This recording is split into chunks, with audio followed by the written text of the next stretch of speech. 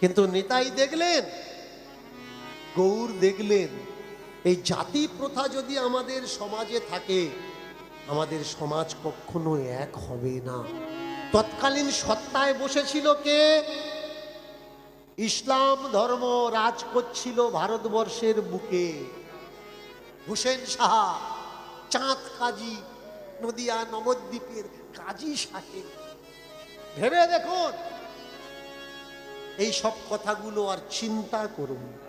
একদিকে রাজ সত্তা আর একদিকে ধর্মগুরু। রাজ সত্তা যদি সঠিক পরিচালিত হয় তাহলে দেশে কখনো অশান্তি হতে পারে না। আর এই রাজ সত্তাকে সঠিকভাবে পরিচালনা করবে কে? ধর্মগুরু, যাকে রাজগুরু বলা হয়। বুঝে দেখুন, আপনি আর আমি মারপিট করছি ভারতবর্ষে দাঁড়িয়ে, দাসকে জ্বালানো হলো কেন? অবশ্যই প্রতিবাদ হওয়ার দরকার। চরমতম নিন্দা, ঘৃণার বার্তা এটা। কাউকে কখনো হত্যা করা উচিত না, সে যত অপরাধী করুক। তার জন্য কনস্টিটিউশন আছে, দেশের আইন আছে, ব্যবস্থাপনা আছে। বলুন তো, আপনি আর আমি মারপিট করছি, দাসকে কেন জানানো হলো? সেই সময় ভারতবর্ষের সত্তায় বসে থাকা রাজনৈতিক শক্তি বাংলাদেশের সঙ্গে চুক্তা করছে, 50 টাকায় ডিজেল বিক্রি করছে। ভাবতে পারে, এখান থেকে ইলেকট্রিক সাপ্লাই করা হচ্ছে বাংলাদেশ। আপনার আর আমার কাছে তুলে দেওয়া হলো হিন্দু মুসলমানের বার্তা। আর যারা হিন্দু মুসলমানের নামে খাপাচ্ছে, দেশকে মারপিট, শাসন শোষণ করছে, তারা বাংলাদেশের সঙ্গে বিজনেস করছে। বিজনেসটা যেন বজায় থাকে।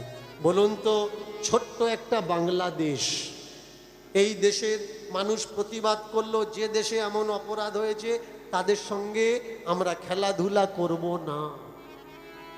বাংলাদেশ সখ্ত মানা করে দিল, ওরকম খেলার আমাদের দরকার নেই, যাব না আমরা। তাহলে তাই যদি হয়, যখন অপারেশন সিঁদুর চলছিল ভারতবর্ষের বুকে দাঁড়িয়ে পাকিস্তানের সঙ্গে, বলুন তো সেই সময় পাকিস্তান আর ভারতের খেলা কি করে হয়? কারা আপনাদের শেখাচ্ছে? কাদের কথায় নাচছেন? কখনো ভেবে দেখেছেন? মন্দির আর মসজিদ করে কাশীর করিডোর তৈরি করতে গিয়ে হাজারেরও বেশি পুরানো মন্দির, 2000 বছরের পুরানো মন্দির ভেঙে গুড়িয়ে দেওয়া হলো।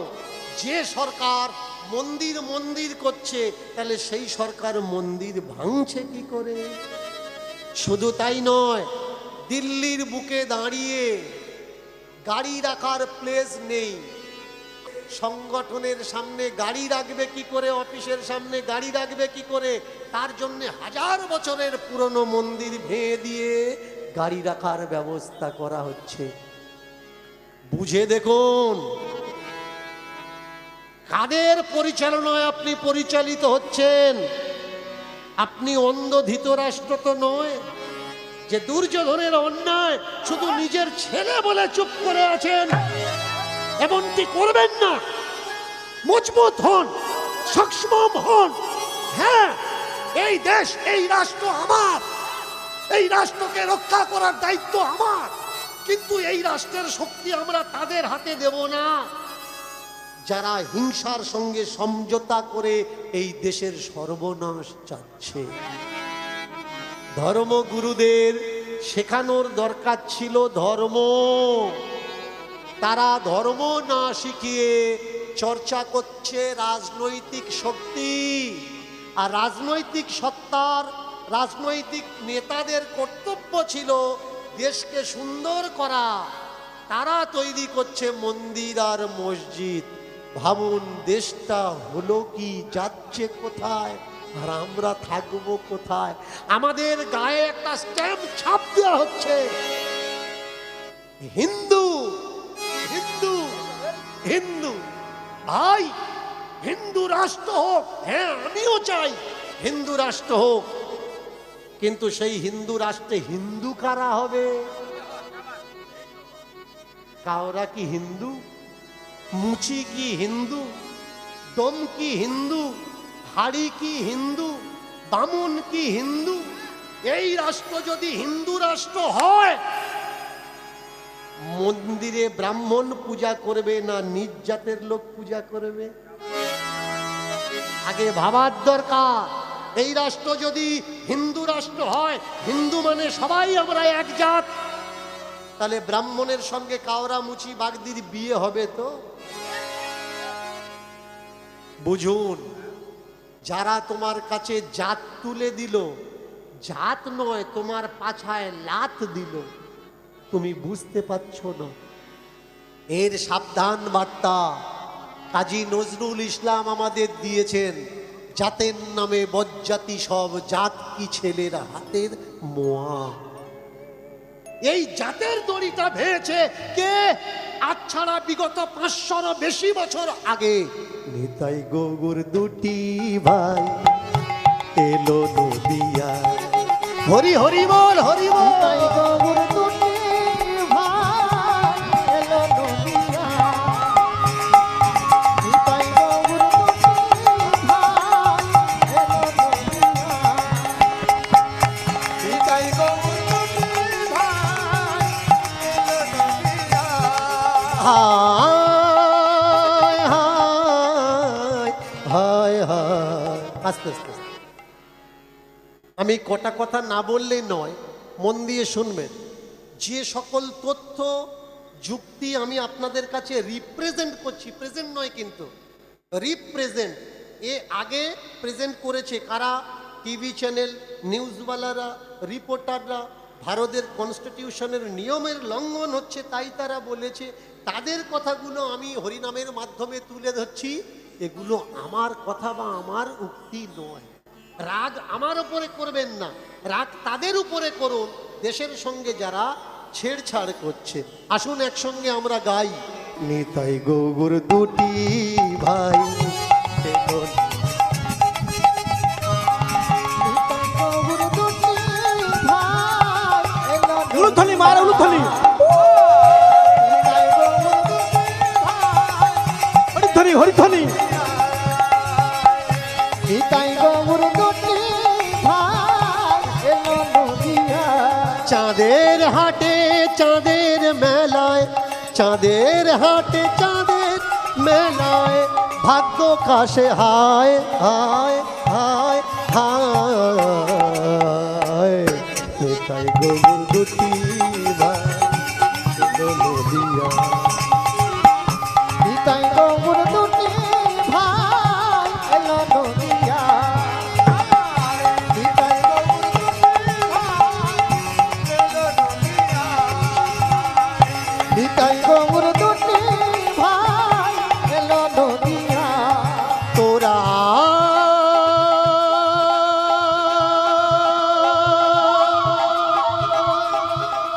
তোরা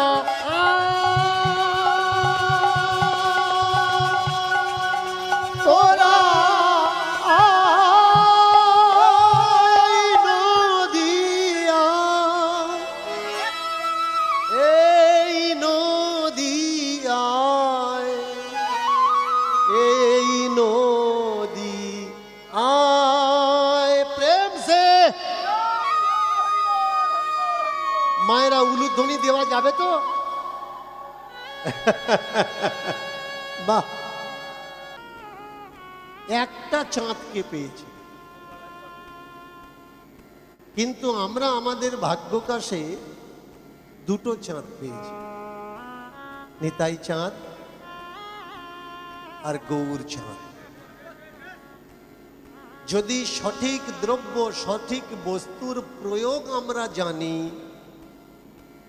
তাহলে জীবনে কখনো অভাব আসবে না, দুঃখ আসবে না, কষ্ট আসবে না।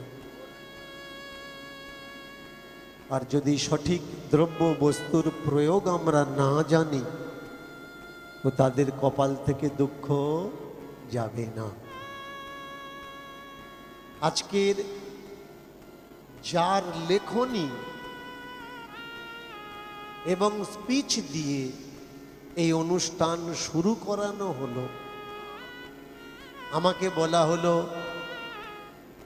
আমি বাংলা তথা ভারতবর্ষের প্রতিবাদী মুখ। এর জন্য তাদের অজস্র ধন্যবাদ, কোটি কোটি নমন। কিন্তু এতে আমার কোনো রকম কোনো অংশ নেই। আমি প্রতিবাদী মুখ নই, আমি সত্যের দিশারির আলোর মুখ।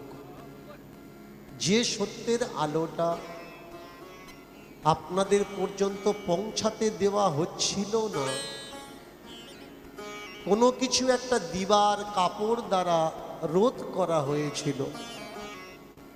আকাশে চন্দ্র থাকে, সূর্য থাকে, মেঘ যেমন আচ্ছাদন করে রাখে, পৃথিবীর মানুষ মেঘ মাঝখানে থাকার জন্য চন্দ্র সূর্যকে দেখতে পায় না, তেমনি প্রকৃত যে সত্য, সেই সত্য আজকের কুসংস্কার যুক্ত সিদ্ধান্তের ধর্ম মতপথের জন্যে আমাদের কাছে পৌঁছাতে পারছে না। সেই অপসংস্কার সংস্কৃতির মেঘ সরিয়ে দিয়ে গ্রামে গঞ্জে শহরে অলিতে গলিতে ছুটে গিয়ে আমি শুধু আপনাদের জানানোর চেষ্টা করছি, মিথ্যা নয়, সত্যকে গ্রহণ করুন। আর এ সংগ্রাম আমার নয়, আমার আগে যারা করে রেখে গেছেন তাদের কথা যারা জানে না, আমি শুধু তুলে ধরি মাত্র। আমি যে ভাষাগুলো, যে প্রতিবাদের ভাষা আমি তুলে ধরছি, এগুলো প্রতিবাদের ভাষা নয়, এগুলো আমার মহাপ্রভুর কথা, আমার দাদা নিতাই চাঁদের কথা। শুধু ইতিহাসে এই কথাগুলো গোপন করা হলো। একটা সমাজ, একটা সম্প্রদায়, তারা বলছে মহাপ্রভু কৃষ্ণ ছিলেন, নিতাই বলরাম ছিলেন, কিন্তু সত্য ইতিহাস বলছে না, তারা রক্ত মাংসে মানুষ ছিলেন। তারা আর পাঁচটা মানুষের মতো কেঁদেছেন, হেসেছেন, কষ্ট পেয়েছেন, ব্যথা পেয়েছেন, আত্মীয় বন্ধু বান্ধব হারিয়েছিলেন। কি প্রয়োজন ছিল স্ত্রী ছাড়া? কি প্রয়োজন ছিল সংসার ছাড়া? কোনো প্রয়োজনই ছিল না। যেখানে কোটি কোটি মানুষের ভাবনা ফেল হয়ে যায়, সেই জায়গায় গুটি কয়েক মানুষের ভাবনা, চেতনা জাগে যে না, জন্মেছি যখন সমাজের জন্য কিছু করার দরকার। বাবার পিণ্ডদান করতে গেলেন গয়াতে, ভালো করে শুনবেন কথাগুলো। গয়াতে গেছেন মহাপ্রভু বাবার পিণ্ডদান করার জন্যে, আর তার যে টোপলাটা ছিল, সেই টোপলার মধ্যে তার দাদা বিশ্বরূপের লেখা হস্তলিখিত একখানা পুঁথি রাখা ছিল। পুঁথিতে তার ইতিহাস, সংসারের পরিচিতি লেখা ছিল। চাঁদের আলোতে ঘুমাচ্ছে না সারা রাত, সেই পুঁথি পড়ার পরে গৌরাঙ্গ জানতে পারলেন কে সে, তার বাবাকে, তার মাকে, তার পরিচয় কি। জীবন বদলে গেল। পুঁথির নাম হলো সম্ভবামী। কোটি কোটি বৈষ্ণবকে জিজ্ঞাসা করবেন, সম্ভবামী পুঁথি কখনো নাম শুনেছেন? নাম শোনা। জিজ্ঞাসা করো যারা নিজেকে হিন্দু বলে গর্ব করছে, সনাতনী বলে চিৎকার করছে, সনাতন ধর্মের সটুকু তা জানে না। এই যে গতকাল হয়ে গেল সরস্বতী পূজা, পরশুদিন হলো সরস্বতী পূজা, জিজ্ঞাসা করুন অঞ্জলি দিয়েছিলেন? হ্যাঁ। পূজা করেছিলেন? হ্যাঁ। বার করেছিলেন? হ্যাঁ। বলুন তো যে সরস্বতীর সামনে আপনি অঞ্জলি দান করলেন, সরস্বতীর নাম কি? মায়েরা অঞ্জলি দিয়েছেন তো? দিয়েছেন না? হ্যাঁ, অবশ্যই দেওয়ার দরকার। আপনারাও দিয়েছেন তো? বলো, সরস্বতীর নাম বলুন। সরস্বতীর বাবা সরস্বতীকে যে নাম রেখেছিলেন জন্মের পরে, ওটাই আমাদের নাম হয়। নাম কোনটা? নাম মানে পরিচিতি। জন্মানোর পরে মা যেটা রাখে, বাবা যেটা রাখে, ওটাই আমাদের নাম।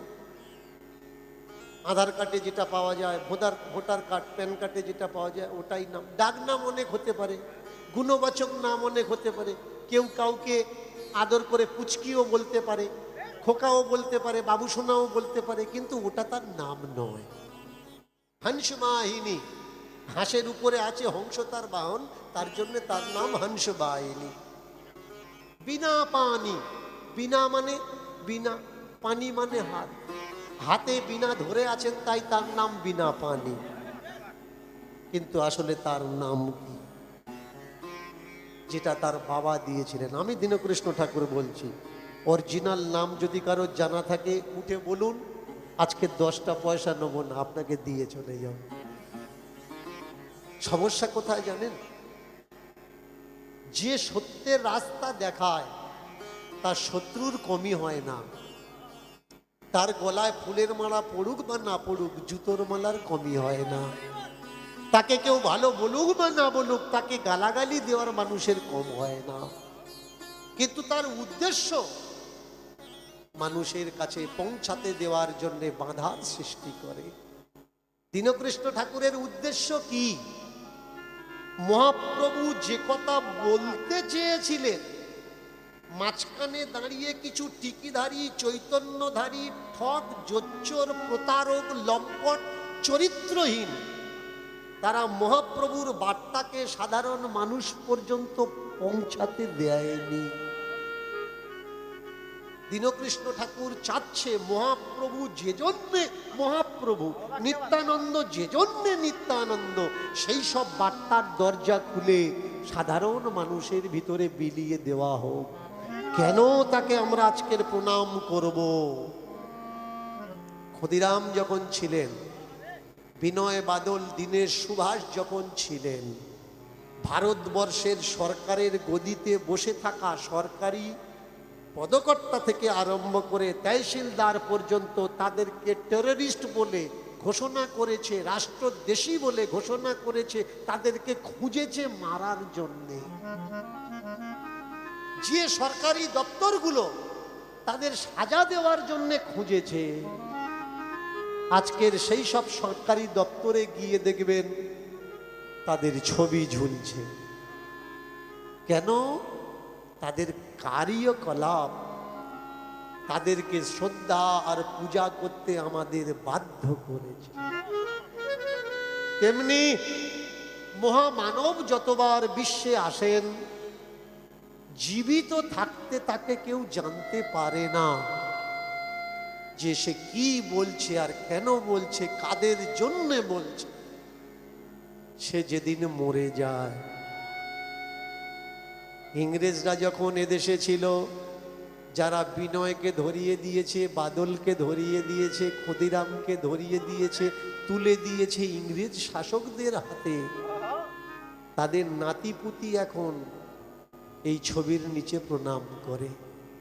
তেমনি মহামানবদের যারা ঘৃণা করে জীবিত থাকা অবস্থায়, তার পরের পিঢ়ি গিয়ে সেই মহামানবকে তারা পূজা করে। মহামানব পূজার জন্য আসে না,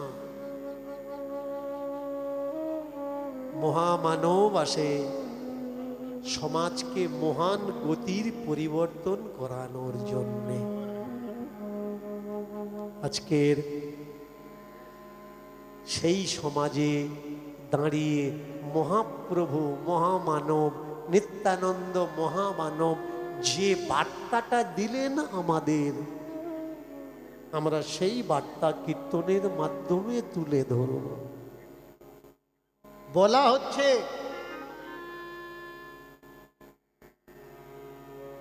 সংসারে গিয়ে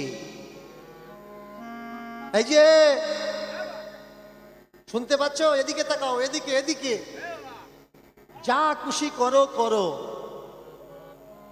মাসে 2টো করে একাদশী করো। অনেক পাপ তো করেছো, অনেক অন্যায় করেছো, মাসে 2টো করে একাদশী করো। হ্যাঁ? তুলসীর মালাটা গলায় রেখো, তিলক সেবা করো যদি পারো, সম্ভব হয়। মালা কিন্তু যেন গলায় থাকে, আর মাসে 2টো করে একাদশী করো। তাহলে হবে কি, মৃত্যুর পরে স্বয়ং গোবিন্দ তোমাকে বৈকুণ্ঠে নিয়ে যাওয়ার জন্যে আসবে। আর এই কথা শোনার পর টেপা টেপি, বোঁচা বুচি, ঠাম্মা দিদিমা, কর একাদশী কর। স্বর্গে যাওয়ার লোভ কে ছাড়তে পারে বল? একাদশী কর। একাদশীর ডিটেলস, বায়োডাটা জিজ্ঞেস করবে। একাদশীর এও জানে না, সও জানে না, দোষীও জানে না। প্রথম জিজ্ঞাসা করলাম সরস্বতীর নাম কি, দ্বিতীয়বার আবার জিজ্ঞাসা করছি, বলুন মা একাদশীর নাম কি? মায়েরা একাদশী করেন তো? কি একাদশী করেন তো? ঠান্ডা পড়েছে, তোমাদের মতো যদি আমি হাত পা হেলানো বন্ধ করি আর এরকম করে চাদর গায়ে দিয়ে গান করি, গান ভালো লাগবে না। যদি গান শুনতে হয়, গান আমাকে গাইয়ে নিতে হবে। গরু দুধ দেয় না, কিন্তু দুয়ে নিতে হয়। কতটা দুইবেন আপনাদের উপরে নির্ভর করে। বললে হবে না আমি দিইনি, আমার থেকে বের করে নিতে হবে। যখন দেবো না টেনে নিতে হবে, দেখবেন না দিলেও বেরুচ্ছে। একটু সায় দেওয়া লাগবে, হু হ্যাঁ দেওয়া লাগবে। কেউ যদি গল্প বলে হু হ্যাঁ দিতে হবে, তবে গল্প শুনেও মজা, বলেও মজা। আর যদি হু হ্যাঁ সায় না দেয়, না তো শুনে মজা, না তো বলে। তাহলে একাদশী করেন, করেন তো? বলুন একাদশীর অরিজিনাল নাম কি?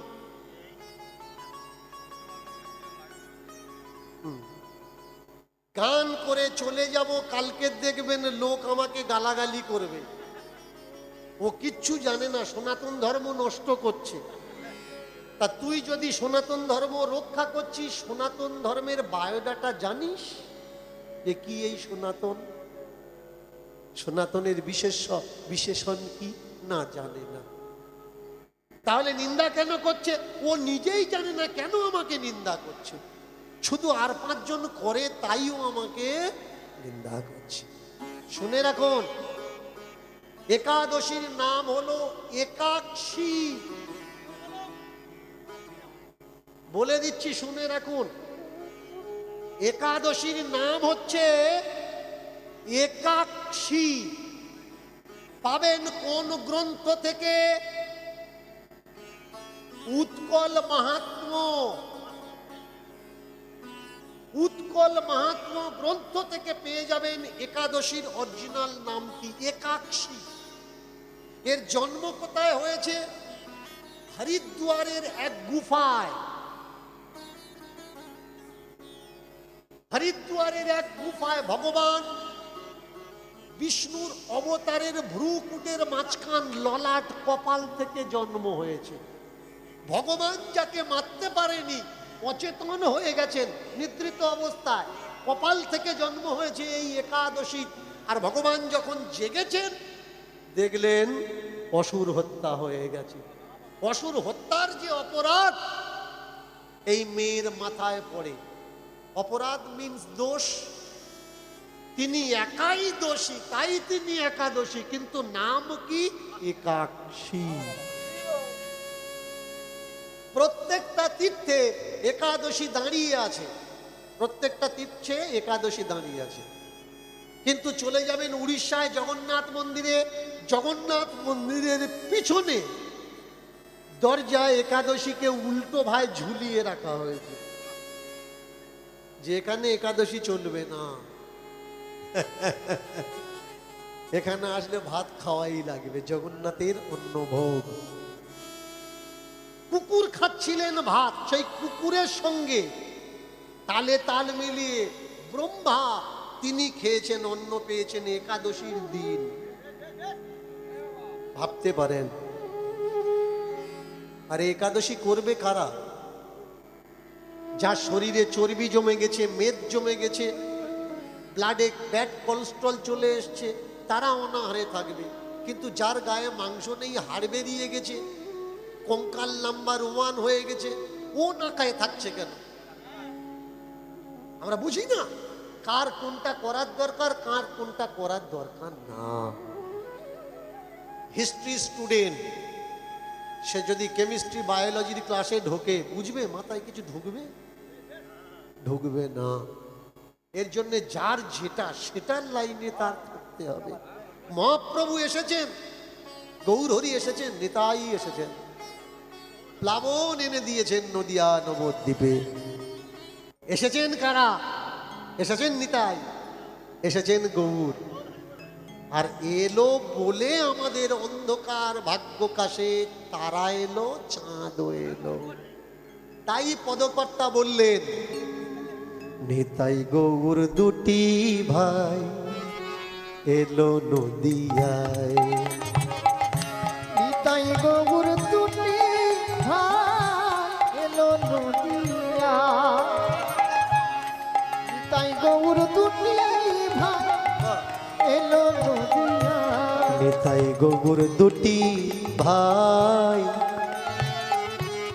এলো নদিয়ায়। নিতাই গৌর দুটি ভাই এলো নদিয়া। হরি নামের বন্যা এলো, নামের ঝুড়ি মাথায় পেল। হরি নামের বন্যা এলো, নামের ঝুড়ি মাথায় নিল। দারে দারে নাম বিলালো, দারে দারে নাম বিলালো, দিল সবার না।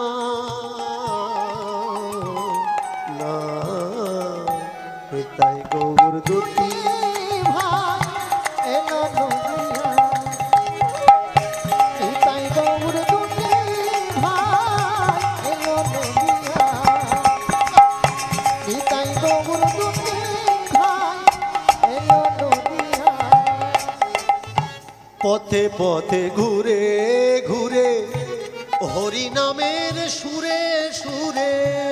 পথে পথে ঘুরে ঘুরে হরি নামের সুরে সুরে। পথে পথে ঘুরে ঘুরে, পথে পথে ঘুরে ঘুরে হরি নামের সুরে সুরে।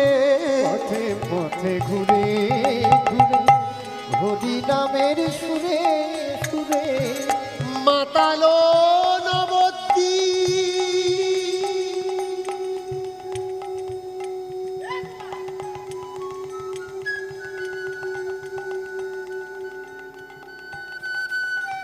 এই দুনিয়া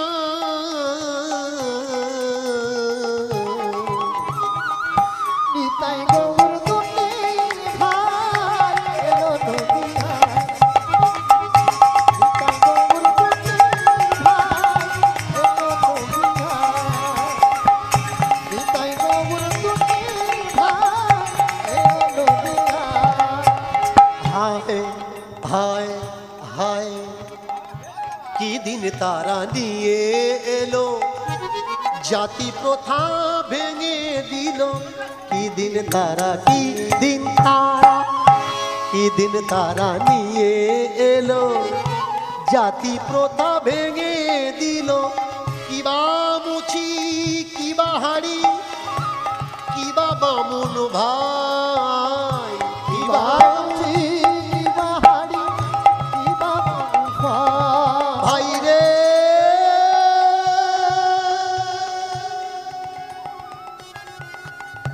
ও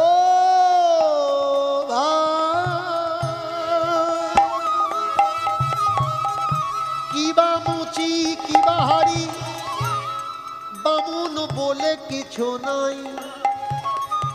এক ঘাটেতে স্নান করে, এক গ্লাসেতে জল পান করে, তারা শোয়ে জড়াজড়ি করে একই বিছানা।